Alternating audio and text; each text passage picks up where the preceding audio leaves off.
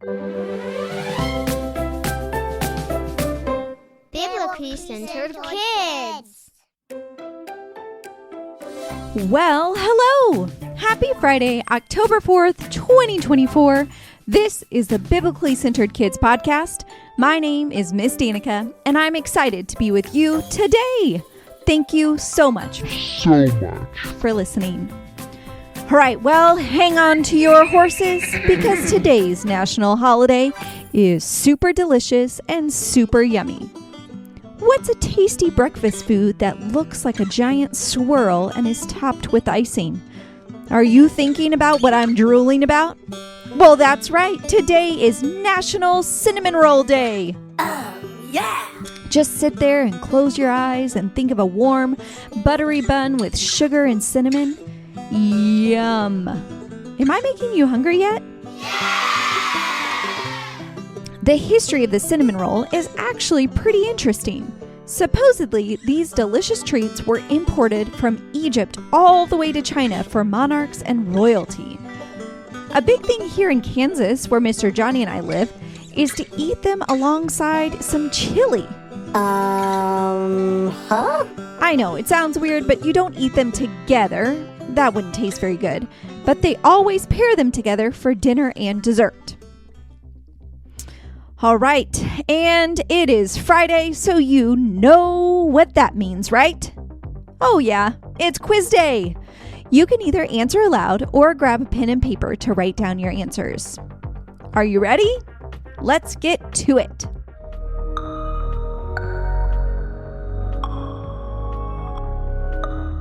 What is virtue N that we've been talking about all week long? Is it A, raspberries, B, relationships, or C, righteousness? What have we been talking about this week? A, raspberries, B, relationships, or C, righteousness?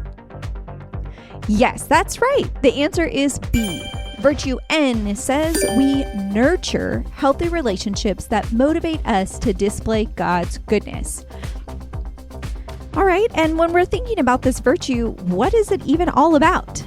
Is it A, looking to the interest of others, B, encouraging growth in others, C, forgiving and loving others, or D, building each other up? So is that A, looking to the interest of others, B, encouraging growth in others, C, forgiving and loving others, or D, building each other up? Yep, kind of tricked you there. All of these are aspects of nurturing healthy relationships. All right, moving along, question 3. In our Old Testament story this week, who did God reunite to work together to free the Israelites from Pharaoh? Was it A, Aaron and Miriam, B, Moses and Adam, or C, Aaron and Moses? So is it A, Aaron and Miriam, B, Moses and Adam, or C, Aaron and Moses? Yes, C is correct.